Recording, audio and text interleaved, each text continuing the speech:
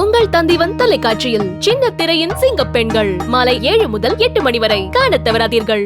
சென்னை தேனாம்பேட்டையில் உள்ள காமராஜர் அரங்கில் மக்கள் நீதி மய்யம் கட்சியின் பொதுக்குழு கூட்டம் நடைபெற்று வருகின்றது. இது தொடர்பான கூடுதல் தகவல்களை செய்தியாளர் ராமச்சந்திரன் கேட்கலாம். முழு விவரங்கள் என்ன ராமச்சந்திரன்?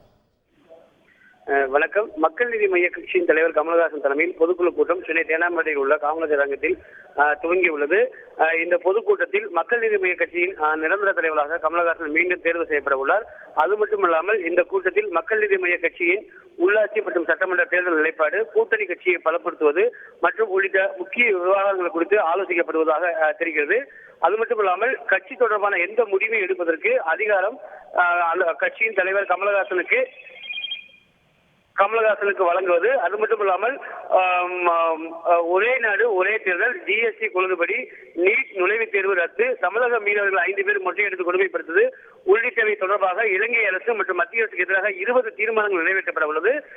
மக்கள் நீதி மய்யம் கட்சியின் பொதுச்செயலாளர் திரு அருணாச்சலம், துணைத் தலைவர்கள் மௌரியா, தங்கவேலு, அது மட்டுமல்லாமல் கவிஞர் சிநேகன், நடிகை ஸ்ரீபிரியா உள்ளிட்ட மக்கள் நீதி மையத்தின் பொதுக்குழு உறுப்பினர்கள் 1417 பேர் மற்றும் சிறப்பு அழைப்பாளர்கள் என 2570 பேர் தமிழகம் முழுவதும் இருந்து இந்த பொதுக்குழு கூட்டத்தில் பங்கேற்றுள்ளார்கள். தற்போது பொதுக்குழு கூட்டமானது துவங்கியுள்ளது. இறுதியில் மக்கள் நீதி மைய கட்சியின் தலைவர் திரு கமலஹாசன் மேடையில் பேசுவார். அதன் பிறகு செய்தியாளர் சந்திப்பு இருக்கும் என்றும் எதிர்பார்க்கப்படுகிறது. கூடுதல் தகவல்களுக்கு நன்றி ராமச்சந்திரன். உங்கள் தந்திவன் தொலைக்காட்சியில் சின்ன திரையின் சிங்க பெண்கள் மாலை 7 முதல் 8 மணி வரை காணத் தவறாதீர்கள்.